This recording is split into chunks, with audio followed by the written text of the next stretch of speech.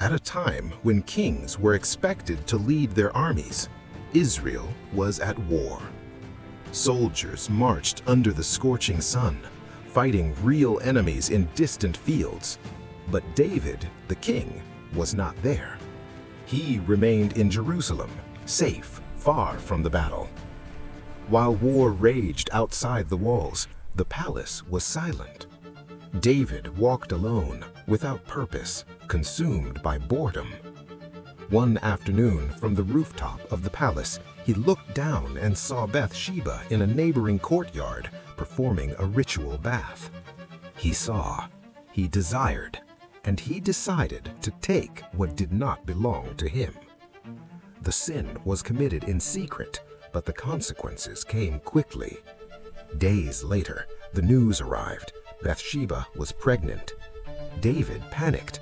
Instead of owning his mistake, he chose to cover it up. He summoned Uriah, her husband, a faithful soldier who was fighting in the war. David tried to send him home to sleep with his wife and hide the truth, but Uriah refused. While his companions slept on the ground of the battlefield, he would not allow himself comfort. That night, Uriah slept on the ground at the door of the palace.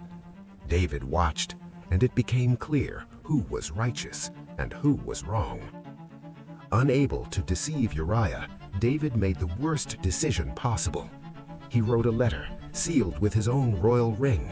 In it, he ordered that Uriah be placed on the front line of battle and abandoned. Uriah himself carried the letter. Unaware, he carried his own death sentence. On the battlefield, the order was carried out. The soldiers retreated. Uriah was left alone. He fell. The sword fell with him, and the silence confirmed the betrayal. David thought everything was resolved, but God saw. Then the prophet Nathan went to the palace. He told a story about a rich man who stole the only lamb of a poor man. David was outraged. He condemned the guilty man without mercy.